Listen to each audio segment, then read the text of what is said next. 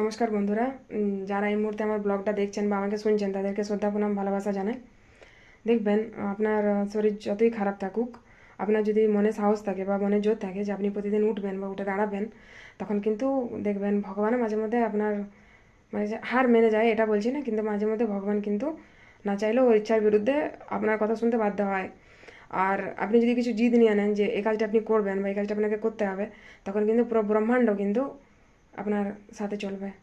তো আমি যতবারই ভেঙে যাই বা যতবারই আমি ভেঙে পড়ি, আমি ততবারই এটা ভাবি যে কালকে সকালটা থাকতে হবে আর কালকের দিনটাও আমার জন্য থাকবে, কালকের দিনটাও কাজ করতে হবে।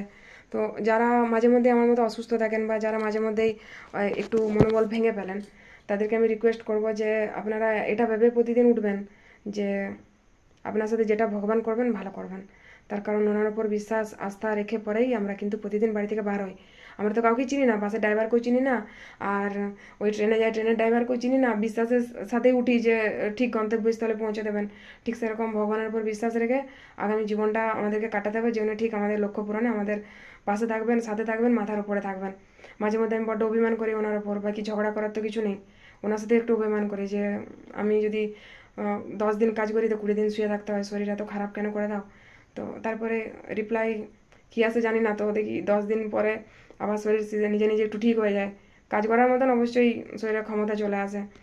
তো ধন্যবাদ জানাই ওনাকে যে উনি কষ্টের মাঝে আমাকে একটু ভালো রাখার চেষ্টা করেন, আর আপনারাও আমার সাথে একটু থাকবেন, যাতে আমি একটা ছোট্ট মানে আমার লক্ষ্য আছে বা আমার জীবনে একটা টার্গেট আছে যে আমি আগামী 2 বছরে 2000 বাচ্চার, মানে যাদের ধরুন মা নেই বা বাবা নেই, বা যারা ওই মাসির বাড়ি পিসির বাড়ি কাকুর বাড়িতে খুব অবহেলার সাথে বড় হচ্ছে, সেই সকল বাচ্চার যাতে মায়ের জায়গাটা নিতে পারি। আমার জীবনে একটাই লক্ষ্য, আমার জীবনে আর কোনো লক্ষ্য নেই।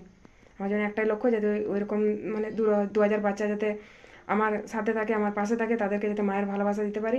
তো আপনারা আমার পাশে থাকুন যাতে আমি আমার এই লক্ষ্যে মানে কি বলবেন, লক্ষ্য পূরণ করতে পারি। আর ভগবানকে একটু প্রেয়ার করবেন যাতে আমার শরীরটা একটু ভালো রাখে। বাকি যা কিছু করার পরিশ্রম করার আমি আমার তরফ থেকে 100% দেবো। আপনারা শুধু সাথে থাকুন। এই কিছু কথা বলে ব্লগটা এখানেই শেষ করছি। আপনারা সুস্থ থাকুন, ভালো থাকুন, ভগবান যেন সব সময় আপনাদের সব মনস্কামনা পূরণ করেন।